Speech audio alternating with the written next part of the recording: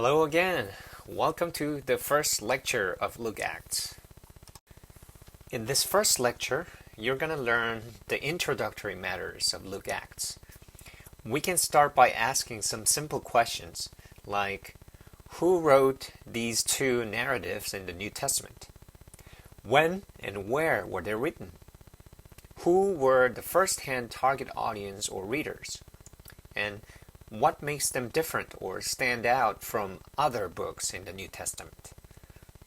You will be able to formulate your views and answers to these questions as we go on. When we say Luke-Acts, that means we consider these two writings as one set. They are two different books in the New Testament and are not put together one after another. However, the general consensus among biblical scholars across all Christian mainstream denominations agrees that they were written by the same author. As the followers of our Lord Jesus Christ, I believe you are, and I am, we need to know and understand the reason behind such assessment and claim. Let's start with the textual evidence for taking Luke-Acts as one set. This is related to what we can find simply from reading the original Greek manuscripts of these two writings. The texts of Luke and Acts are considered as one long document, approximately 19,000 plus and 18,000 plus words each. Most likely, the author already had it in his mind that they must be divided into two parts, like season 1 and season 2, with equal length, which is about the same length as the typical gospel writings would have, and he did so because of the word limits in an ancient scroll, a piece of papyrus. Otherwise, it would have put him in an odd situation to have multiple volumes of papyri scrolls that would make the writing process more complex and expensive and tiring, and even sacrifice the literary artistry to a certain level. From a literary point of view, those two texts are neat and clean, very skillfully structured and formatted. Another internal evidence that we can find from simply reading these books is in their content. I provided supplementary material on this in Populi. I want you to pause here for a few minutes, go to the material titled Parallels Between Luke and Acts, see how they are structured very similarly, and come back to this video. Alrighty, did you see how the author intentionally structured these two narratives so close to each other, almost identical? The literary effect of doing this would be that all the events in Acts will bring back the same or similar testimonies of Jesus Christ, and it will make the reader or listener put them side by side as they move on in Acts. Keep remembering what Jesus did, and show them how his followers carried on the same mission. Lastly, not only does the content of Luke-Acts have similarities, but also their literary style and phraseology are very much similar. This is a very, very technical area that only a Koine Greek expert can decipher, but I can tell you a few obvious evidence. First, Luke-Acts contain the richest vocabulary of any author in the Bible, with about 800 plus words not found anywhere else in the New Testament. That makes these two books somewhat infamous to seminary students like you who begin to learn biblical Greek. Another technical observation from the original Greek manuscripts of Luke-Acts is related to the fact that the author seems to possess a better knowledge of classical Greek literature than any other gospel authors. Some scholars found content, themes, and language that are familiar with the works of Homer, the author of the Greek masterpieces such as Iliad and Odyssey, and Virgil, who wrote the famous writing Aeneid, which was the bestseller in Greco-Roman communities during the time of Jesus. For instance, one clear example can be found in Acts 17, verse 28, where the author describes Paul debating with some Epicurean and Stoic philosophers when he visited Athens.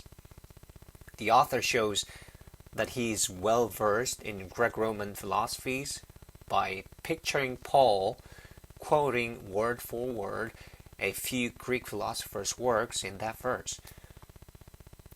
These factors I mentioned are also related to the issue of how Luke's gospel differs from other gospels in the New Testament.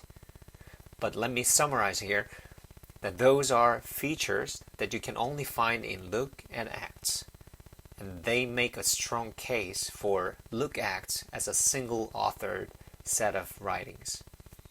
I hope you get the idea. Who wrote Luke-Acts? We need to make this clear. The author of Luke-Acts does not identify himself. For that reason, technically it is anonymous. But if we talk about the title, the Gospel of Luke, we need to understand it comes from the earliest attestation or witness of the early church and believers. And as you teach the Bible to someone, you need to know why or on what biblical basis we believe Luke is the author. Well, there are a few pieces of evidence that we can find from the scripture. First, there are the so-called we passages in the book of Acts. You can refer to those biblical references written on your screen, where the author refers to himself in the first person plural form as one of the Apostle Paul's traveling companions. As we cross the names of Paul's companions, soon we can find out it must be either Epaphroditus, Titus, or some other friend of Paul whose name is never mentioned.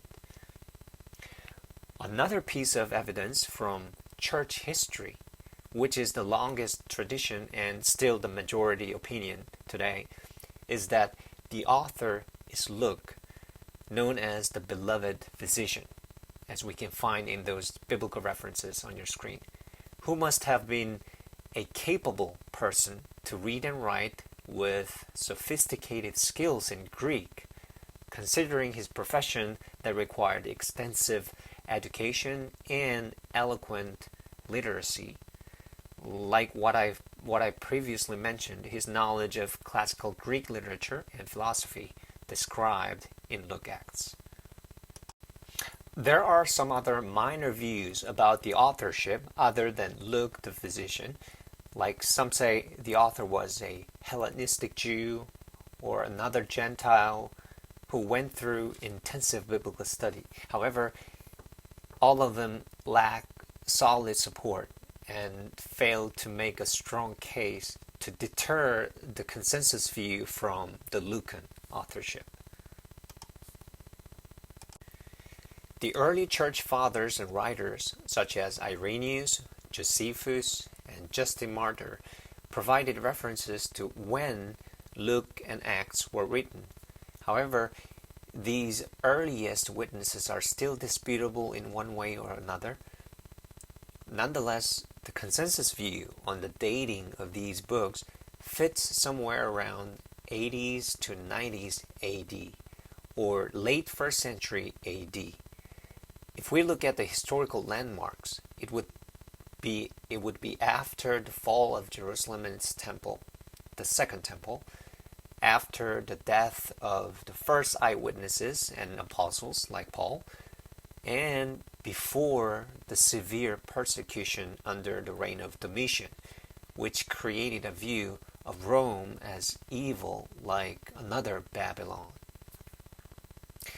There are different views on the place of origin for these two Lucan narratives, and they depend on our speculation on the date of their composition. Some say they were written in Caesarea. Others say Rome, Antioch, or even Greece. But it is extremely difficult to pinpoint, and it almost sounds like anyone's guess.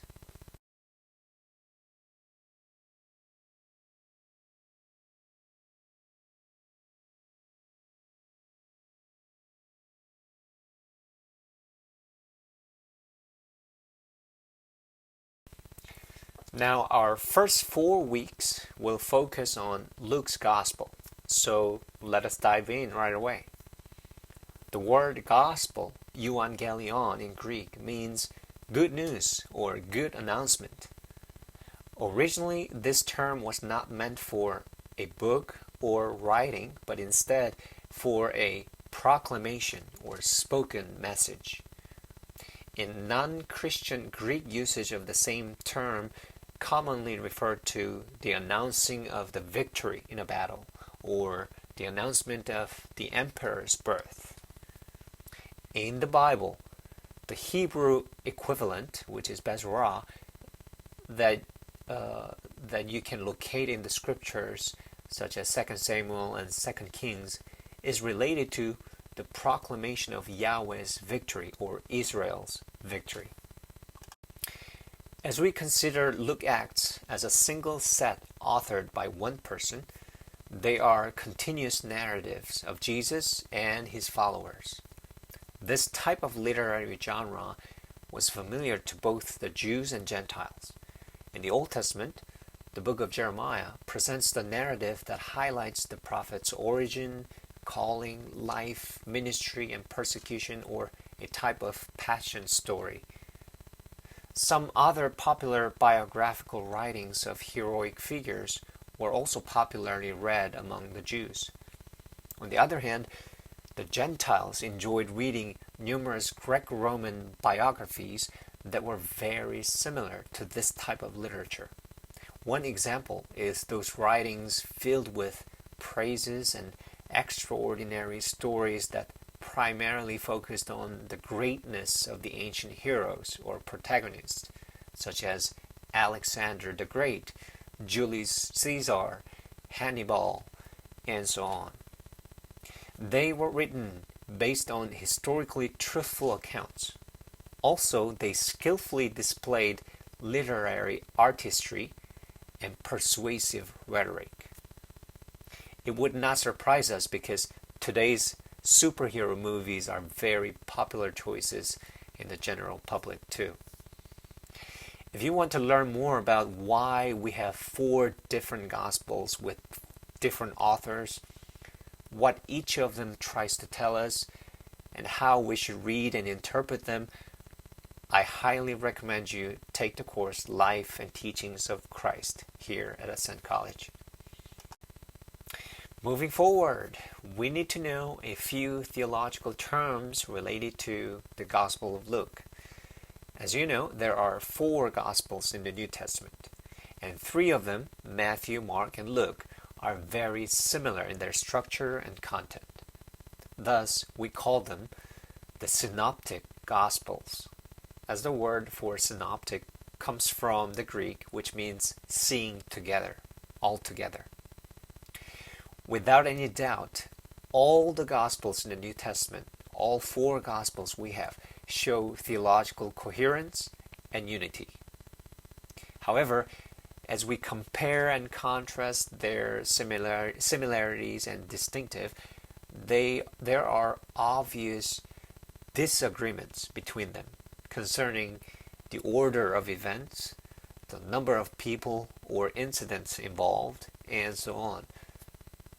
So studying these is called the synoptic problem. Now, the reason why we need to know these terms is related to how I want you to read the Gospel of Luke for the next 4 weeks.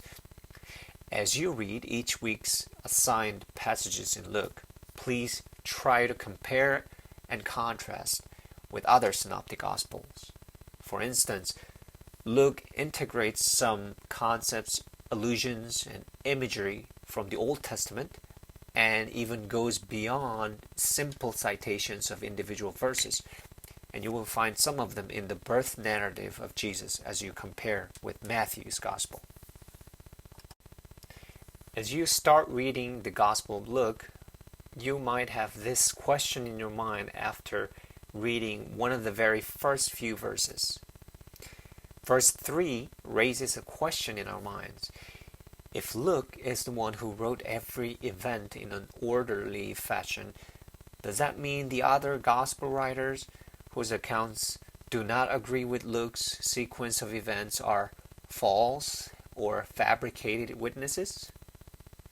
To answer this question, we need to understand the context of ancient rhetoric, specifically how people during Luke's time looked at history or understood historical writings. Quintilian and Cicero, born between 1st century BC and 1st century AD, left us solid witnesses of the ancient rhetorical practices. Quintilian was a 1st century AD Roman educator and public speaker who lived through the same time as Jesus, and he wrote Institutio Oratoria, known as a textbook on ancient rhetoric, in a massive 12-volume work. Cicero, who was a 1st century BC Roman philosopher and writer, was the attributed author of Rhetorica ad Herennium, which is a masterpiece written in Latin and influenced rhetorical theory and practices of the past through the Middle Ages and until the Renaissance, roughly for 1500 years in the history of Western civilization. These writings agree and testify together that the goal of ancient narratives is to persuade, not to instruct or simply give information. And historical writings, historiography, and historiographical writings, or whatever was written in this time frame of pre-modern days, under which the genre of the Book of Acts is categorized, were written based on this theoretical and practical foundation of ancient rhetoric. That is why when we talk about historical writings of the past, we cannot apply the same standards of the modern concept of historical accuracy regarding the numbers, dates, and even order of events. In other words, although ancient historical writings were written on the basis of truthful historical events, the ancient rhetorical practices allowed certain freedom to use historical events as freely as the author wished for the sake of persuasion. That means ancient writers of history enjoyed the liberty to play with the historical data by omitting, altering, rearranging events, or even exaggerating numbers to a certain degree for the sake of art history or maximum effect of persuasion. And most importantly, the readers or listeners were ready to appropriately process such flexibility. Perhaps that was acceptable in the past, as we can read from Quintilian, the speeches or writings mirror the true character of the speaker or writer. Therefore, good speakers and writers cannot and do not make up completely false witnesses, because the public who listens and reads their work would know the truthfulness of their characters as a person. Also, we do not necessarily need to doubt the historical truthfulness of ancient writings, because ancient authors often express their particular interests in remaining faithful to numbers, dates, and orders if needed. Just like Luke did in the phrase, in Luke chapter 1 verse 3, the phrase, in an orderly account. Now, let us answer the question. Yes, the synoptic problem is true. All the gospel authors do not completely agree with the sequence of historical events. And Luke must have given the most reliable, orderly fashioned narrative in the historical timeline of Roman history. Nonetheless, all the other gospel writers give us the same historical accounts that never fabricated the truth. But they did so with a particular narrative interest and focus that they could freely exercise within the rules of ancient rhetoric. I hope you get the point. I promise you the rest of the lectures won't be as long as this one. But as I conclude this first lecture, I want to highlight a few things in the first 4 chapters of Luke's Gospel. I want you to think about these as you read the assigned readings for this week. A handful of descriptions in Luke that are different from other Gospels appear in the birth narrative. For instance, in Luke, the angelic announcement of the birth of Messiah is made to Mary, not to Joseph. Luke explains why they must travel from Nazareth to Bethlehem. Caesar Augustus is responsible for such a burdensome travel. He provides numerous Old Testament scriptures for various hymns and canticles. Also, the birth of the Messiah is revealed to peasants who respond with both fear and worship. Those accounts do not appear in Matthew's. I want you to compare these to Matthew's birth narrative and try to examine what made Luke write these things, what his interest was in writing them, or what he was trying to say by writing them. Moving on, let us focus on Jesus' boyhood in Luke's narrative. The Gospel of Luke portrays very well that Joseph and Mary raised Jesus as an obedient, law-abiding Jewish boy. They faithfully observed the various rituals required of every Jewish household. The 12-year-old boy Jesus in the temple well describes the typical Jewish tradition of bar mitzvah written in the rabbinic writings and Talmud, that a Jewish boy was taught to go to the synagogues and ask questions to notorious rabbis and answer their questions at the age of 15. At the age of 13, Jewish boys were required to read and study the law of Moses for themselves. Most likely, this practice developed for a long time since their return from the Babylonian exile to safeguard their Jewish identity after the destruction of the first Davidic temple. It is very interesting that there is an apocryphal gospel known as the Infancy Gospel of Thomas, which talks about some magical or supernatural qualities of the child Jesus, or 12-year-old Jesus.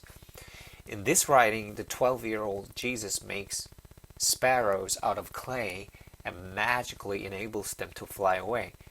He miraculously stretches some lumber or woods at Joseph's carpentry shop to help him build something.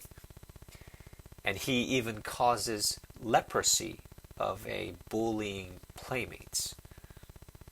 However, in Luke's account of a 12-year-old boy Jesus, he describes nothing miraculous or divine. Neither was Jesus teaching the rabbis at the temple with supernatural wisdom at that young age. That is not what Luke is trying to tell his readers. Instead, in his descriptions, we can see Jesus' qualities as a smart Jewish boy who was obedient to his parents, so there's no doubt that he would have worked diligently as Joseph's apprentice and partner in carpentry, and an excellent Jew, accepted by society in all aspects. As the phrase, Jesus increased in wisdom and in stature and in favor with God and man, stand for. As you read Luke's Gospel, you will often see how he describes Jesus doing something that was the usual custom of the day. Lastly, I encourage you to compare Luke's account of the temptation of Jesus in chapter 4 to Matthew's account. Let me give you a few clues here. Please pay attention to Matthew's phrase, 40 days and 40 nights, and make a connection to Moses. Meanwhile, please think of Luke's account of the temptation of Jesus in relation to why he puts the genealogy of Jesus in the previous chapter that runs in opposite direction, from Jesus to Adam. Not from Adam to Jesus, not from Abraham to Jesus. As you do, you must remember something from Paul's letters. I'm giving you the reference here. And it must not surprise you to find out that Luke's portrayal of Jesus is fundamentally similar to Paul's. Please participate in the weekly discussion and complete your quiz by the end of this week. I'll see you next time.